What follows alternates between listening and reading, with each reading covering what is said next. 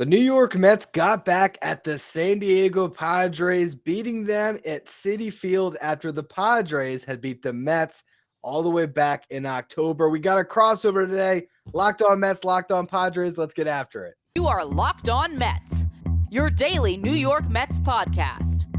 Part of the Locked On Podcast Network, your team every day.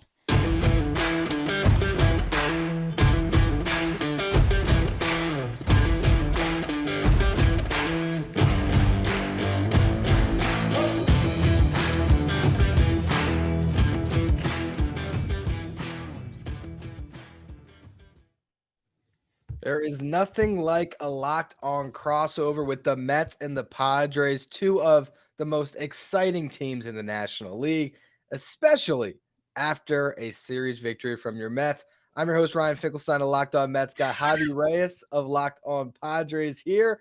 Javi went to the game today, had a good time, but ultimately not the result you were looking for. No, absolutely not. But of course, I'm unbothered by the result. You know what I mean? You got to give the Mets at least something after what happened last year in the playoffs. You had the SNY broadcasters trying to, push forward this narrative that Joe Musgrove, 2 days after saying he didn't like what the Astros did, that he then decided to cheat himself on national TV. So look, they had to do it. They had to at least win a series. And to be honest, as much as I could pretend and sit here and pontificate about it, a fine series. I'm not mad about it. The Mets have a fun team. It's really cool in baseball to see a team that's spending as much as they do. And I got to see a Juan Soto super nuke Megalodon just bottle rocket missile. And I also got to see a Francisco Lindor home run. So to be honest, not the worst results in the world, although there are some trends I think about the Padres that are a little bit worrisome, I think, so far. Yeah, well, Juan Soto gets a nice fastball served right up to him down the middle from Tyler McGill, puts it, I don't even know if you call that in the seats on the bridge. I mean, he destroyed it. Oh, yeah. So that gave the Padres the early lead, but the Mets, they're able to battle back. Brandon Nimmo, big day, 3 hits for him, couple of RBI knocks. One, though, Juan Soto, he giveth and he taketh. What was your vantage point on a fly ball that he clearly should have caught? So I was at the game, which I've mentioned many times, just to flex it a little bit more. It was very fun, had some really great club seats. From my perspective also, it was, and I checked out the replay too. This has just been an ongoing trend, and I think this is one of those ongoing things that I've had an issue with the Padres. Xander Bogaerts even made a little bit of mistake in the Braves series, and this is like the 4th mistake I've seen from Juan Soto. Some people might say, oh, it was a little bit of a miscommunication, right? That maybe Grisham, he should have kept going for it or whatever, and that Juan Soto pulled up. Yes, but like, given how many errors and how much stuff we saw from Juan Soto on defense, especially last year, it's just becoming a recurring issue, which is that what if this guy is really just an atrocious defender, and that's going to take away from his F4 total and everything that he can do on the offensive side of things. So like you said, he hit that home run super bomb that literally hits that little city field, like almost street sign on that bridge, and it was loud when it hit it. There's definitely some like poor bystander that was like walking by and that was just like, whoa, like they just thought that they were at like what just happened. Yeah, they were like, what just happened? So that was, especially because it's an away game, so people aren't necessarily cheering, they're just like, oh. That's my favorite thing when you're at a stadium and like the other guy hits a ball, like, oh. It's like, oh, that's not good. It's just like a quiet like thing, like when some stand-up comic makes a joke that isn't great and everyone's like shudders or whatever. It's kind of like that. But yeah, it's a recurring thing, I think, and that's the Padres defense has just been left a lot to be desired. In a lot of ways, you have Bogaerts, yes, you have Manny, and Grisham's pretty good too. Same thing with Jake, but a lot of people playing different positions, and the Soto thing is becoming an issue. And when Tatis comes back, God willing, bobblehead right here, by the way, when he comes back, there's going to be some questions. Like, he's not we haven't seen him enough in right field. I don't think he's going to be atrocious, but you can't just pencil him in for being good there just because, oh, he's got incredible athleticism and arm strength. That doesn't necessarily equate to being a good defender. You need reaction time. You need to judge things better. So we're going to see how that transpires. But yeah, and then a Blake Snell start that was a Blake Snell start. That's the thing is, Blake Snell, I saw some people picking him as like a Cy Young candidate this year, thinking contract year, Blake Snell. He has gotten off to a terrible start. He was complaining today about the pitch calm a little bit, but bottom line was whatever pitch he was supposed to throw, he gave some pretty good offerings to hit to Alonso and Lindor, and he was wild a lot of the game too. Yeah. It just seems like Blake Snell in a Padres uniform has just kind of been a guy that, for one, you can't really expect to get through the order more than twice, and two, you just never really know which version you're going to get. Mm-hmm. I will say that Snell has been good as a Padre, but the problem is that it's come later. This is now going to be the third season in a row when he started really slow. His first year, he was especially slow, but last year, he started off injured and then he missed like a few weeks or something like that. And then came back, was bad for like 4 or 5 starts, and then was basically one of the better strikeout pitchers in the entire league. So I'm not like freaking out. It's just a shame that like we're hoping that he can kind of, get out on things, be good Snell earlier instead of later on in the year, which granted I'll still take, and that's going to be good, especially for this Padres team that has a few questions with the rotation. But they, yeah, it's rough. The high fastball, I don't think I've seen anyone swing at that all year. I swear. I haven't seen one person chase after, and that's usually when you can tell. Those high elevated fastballs that just, his regular fastball, it's not like it's going to go super straight, but that high one, it's like he can't hit the top of the zone. And that's just been an issue with him for a while now. I remember I saw someone tweet the other day where they were like, I can't wait for Blake Snell when he's doing his experimenting with the changeup and the curveball. Can't wait when he just does what he always does, which is he abandons those almost entirely. Then he just throws what he's really good at, and then he's awesome again. So it's not like a panic time. It's just yeah, I wish that contract year he could have gotten to it a little bit faster, but unfortunately, we're probably going to have to wait a little bit longer before he becomes a little bit more of a consistent and dominant force, which I think he will be. I really do. I don't think that we've seen anything that's given me too much pause, at least so far. Yeah, I mean, it's early for all of these guys. I can't get too carried away with Tyler McGill being awesome in April like he was last year, because then May came around, he got hurt, and we still don't know what version of McGill the Mets are going to get throughout the season. Snell's at least a more proven commodity. I will say that this was kind of a quintessential game where this Mets team was just grinding at bats. Yeah. They walked 7 times, they struck out 7 times. They got 8 hits. I think I was doing the math on that. They got on base in like 40% of their plate appearances. You saw it top to bottom. Tommy Pham is a guy that starting off kind of good, scared me a little bit. I didn't expect much from Tommy Pham. I actually made a bet with my audience that if he had an OPS over, I want to say it was 750 by the All-Star break, I would buy a Tommy Pham jersey. It's over 750. I'm scared. I'm very scared. I don't want a Tommy Pham jersey next to my Jonathan VR jersey, but we're heading that way, man. And look, I appreciate his picture, which makes it look like he just got called up from like high school ball to hit in a major league game.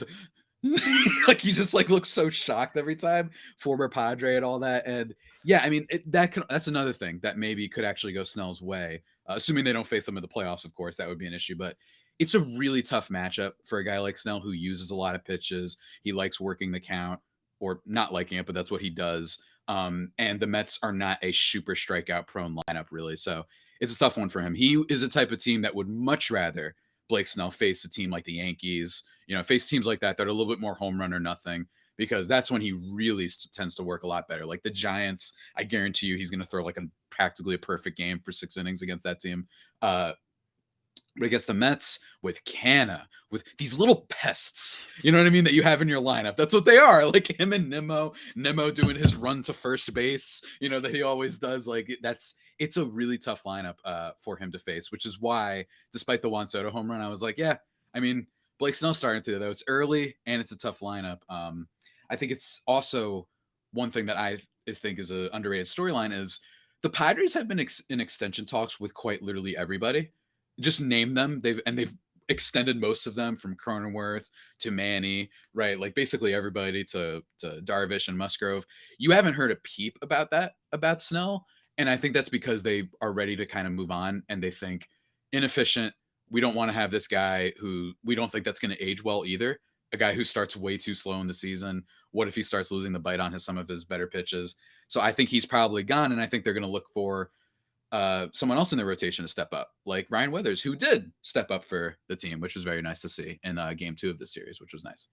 Yeah. I want to talk about the first couple games, and also Manny Machado just having a ridiculous series with the glove, and even the Mets bullpen holding up pretty strong at the end of this game. We're going to get to all that in just a minute, though. Before we do, today's episode is brought to you by eBay Motors. For a championship team, it's all about making sure every player is a perfect fit. It's the same when it comes to your vehicle. Every part needs to fit just right. So the next time you need parts and accessories, head to eBay Motors. With eBay's guaranteed fit, you can be sure that every part you need fits right the first time around. Just add your ride to My Garage and look for the green check to know that the part will fit or your money back. Because just like in sports, confidence is the name of the game when you shop at eBay Motors. And with over 122 million parts to choose from, you'll be back in the game in no time. After all, it's easy to bring home a win when the right parts are guaranteed. Get the right parts, the right fit, and the right prices on ebaymotors.com. Let's ride. Eligible items only. Exclusions apply. Now, this game at the end, as a Mets fan watching it, I was a little scared because, Tyler McGill gets him through 5. Mm-hmm. You get to the bullpen, and Mm. there's not an Edwin Diaz. You didn't get to hear Narco in the ballpark today, Javi. Instead, at the end, it was I don't know what that Cuddy song is. I don't remember the. Me either, but it was him, and I was like, "Oh, that's kind of cool." It's a really dope walkout too. I just don't know exactly which Mhm. song it is, but David Robertson to me is so key to this Mets bullpen, and Yeah. he comes in a tough spot in the 7th inning to get the last out. Then grinds through an 8th inning where luckily he was facing the bottom of that Padres lineup, Mhm. where he threw a lot of pitches. The Mets have an off day tomorrow, so that was kind of just burn it all out on Robertson. But this bullpen for the Mets does look like it's a little bit thin, and they just kind of barely scraped it together to get past the Padres in this series. Hey, the Padres bullpen has had some issues too. They have some really good guys in there, obviously, but Pomeranz is on the IL. Robert Suarez is probably going to be a little bit longer on the IL, which is unfortunate. But they have some guys, right? Nabil Krismat has been a disaster so far after a pretty good season last year, but Steven Wilson, that guy's really good, and I think is starting to ascend. He showed signs last year. You've got Hader, who did scare me in game 2, absolutely. He scared me for, in fairness, only like 0.3 seconds. I of course am undeterred most times when watching the Padres with a lead, but it was still worth pointing out that dude, you can tell very early if he beats himself. You know what I mean? He can beat himself sometimes, but for the most part, I think he just had this really weird phase last year where he just forgot how to pitch for 2 weeks. And thankfully, it seems he's grown out of that. But yeah, the Padres have some issue there, but it's somehow not even the number one thing for me, to be honest. It's been like this weird lineup where Ha-Seong Kim and Xander Bogaerts are the highest OPSs. One of those is probably expected, not the other one. And it's, Machado, really, really slow start for him offensively. You mentioned the glove. That was awesome. But we'll see. I don't know if this team is going to make another trade. Oh, I should have mentioned that. At the game, I swear on everything, as I was walking in, I think I ran past AJ Preller. This is a real thing. It was this guy who was like a little bit shorter than me, and he was on a phone, like speed walking by. And I like had to pause because, and some fans might be like, "Oh, dude, why didn't you say hi?" or anything like that.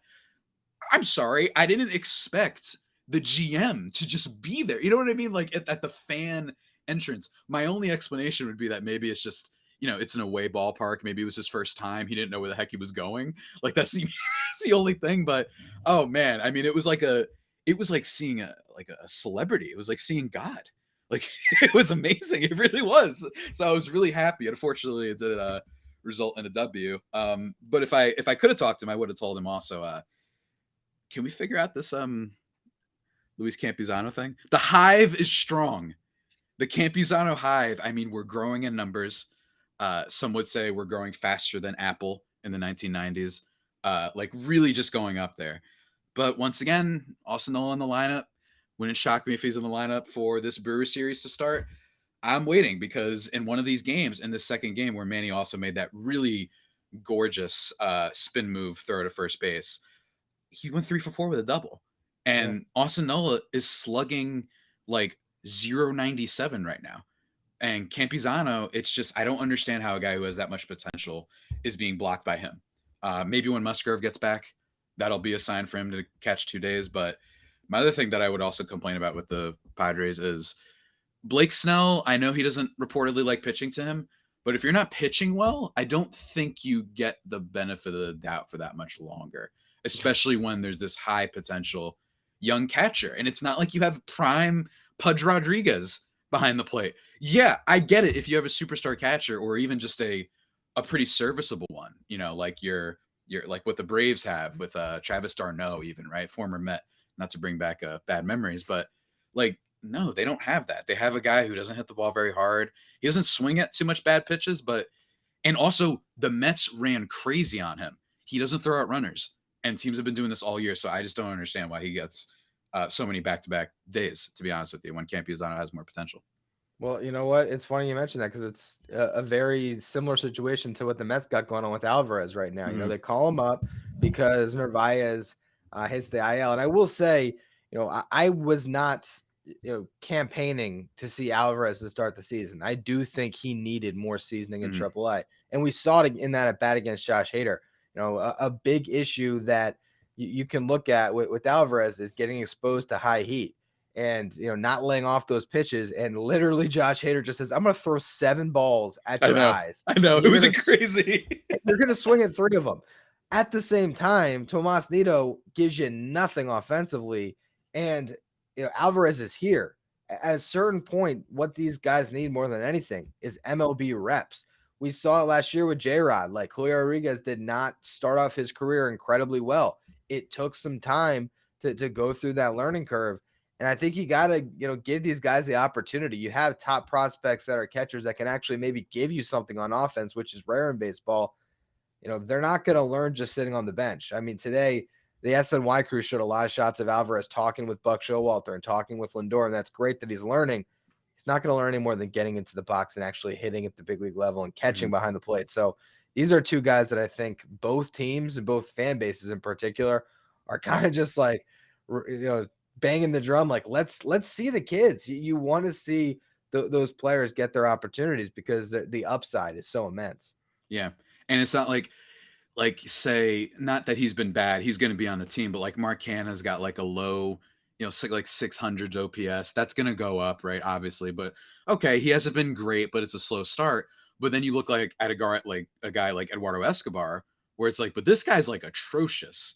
No offense to the guy, I'm not trying to be like mean or anything, but that's when it becomes more of an issue. I imagine managers are being old school and they want to give their guys time. But the difference also is, Alvarez just kind of got there. Campuzano has been called up before. Yeah. His first start in Major League pitching, or at least one of the first times, is like a pinch hitting situation against the Dodgers in the 9th against Kenley Jansen. I wonder how that's going to go. I take a guess how that went. 3 swinging strikes. It's like, yeah, this is one of the best closers in baseball, and it's a division rivalry game. And at that point, he only had hit above AA for like a month. Now he's been raking in AAA for a long time, but that really frustrates me. It's just, stop saying he's like this future at catcher and then not using him, right? If you had a better catcher, I understand. If you had Yasmani Grandal there, I understand, right? But it is really frustrating, but it's a similar situation. But thankfully, the hive is growing. The 3-for-4 game is there. You can see even the way he swings the bat. You're like, it's going to happen. And everyone's going to realize this has been the most slept on catcher in baseball. And it's going to be a guy the Padres have under control. And he's going to be phenomenal as they win their, 115th game of the year. It's going to be really great. And I think I'm very excited for when that moment finally comes, even if it's taken a longer time than I thought. 115 wins is a little bit low, I think. I think they're going to win more than that, honestly. I think we should actually zoom out a bit and look at where these 2 teams are in relation to just kind of the rest of this season and how they're going to kind of factor in as supposed heavyweights in their respective divisions in this league. We're going to get to all that in a minute, though. Before we do, today's episode is brought to you by RocketMoney. Try it free for 30 days. Just enough time to try it, right? That's something we've heard a million times, but then you completely forget about the subscription. And in fact, over 80% of people actually forget, and you could be wasting money, not even realizing it on all of these subscriptions. That's what Rocket Money does. They help you find those forgotten subscriptions so you can stop paying for the ones you don't use. I don't know if you know this, but Americans spend, they think $80 a month on subscriptions, but it's actually closer to $200. If you don't know exactly how much you're spending every month, you need Rocket Money. It's a personal finance app that finds and cancels your unwanted subscriptions, monitors your spending, and helps you lower your bills all in one place. Over 3 million people have used Rocket Money, saving the average person up to $720 a year. Stop throwing your money away. Cancel unwanted subscriptions and manage your expenses the easy way by going to rocketmoney.com/lockedonmlb. That's rocketmoney.com/lockedonmlb. rocketmoney.com/lockedonmlb. Now, after you go to Rocket Money, if you want a delicious treat, you got to get some Built Bars. Javi, how much do we love Built Bars? Oh, we adore them. We talk about it in our group chats all the time. Every time we have Built Bar ad reads, everyone is just like, we love these things. I text the chat. I'm like, hey, what's your guys' favorite flavor? Everyone agrees with me. They're like, oh man, like I have this one and this one. Everyone loves them at Locked On. It's really great stuff. And Cherry Barcia is my particular favorite. Ooh, Cherry Barcia. That's a good one. It's a good one. Mm-hmm. I personally like the Churro Puff. There's so many delicious flavors to choose from, all coming low in calories, low in sugar, but high in protein, high in fiber. You don't have to wait around for a box anymore either. I texted you guys in the group chat one time. I was in a Walmart and I found some Built Bars in the pharmacy section. You can get the 4-bar box there, cookies and cream, double chocolate, coconut puffs, or if you're close to Sam's Club, run in, grab a 13-bar box of their hit flavors, the brownie batter or the churro. You can thank me later. Go to your local store and buy Built Bars today. Now, you and me did a podcast. It was actually about Manny Machado coming to the Mets. I think the last time that we spoke. Yeah, I forgot about that. So that's off the table. Machado signs an extension, and we don't need to go into will Juan Soto be on the Mets in 2 years. We can save that for the offseason. When we did that show, though, I think both of us were of the opinion that our respective team should be considered the favorite in their respective division. And we thought, hey, the Braves might take a step back. The Dodgers in particular, we thought they would take a step back. Start of the season, both of them seem to be off to a better start than the Mets and the Padres. The Dodgers, all of a sudden, Jason Hayward can hit. Where did that come from? Yep. James Outman's a Rookie of the Year candidate. Is it just frustrating for me when I see the Braves consistently be great as it is for you when you just say, I thought this was the year the Padres could be like a prohibitive favorite and the Dodgers once again look like a 100-win team?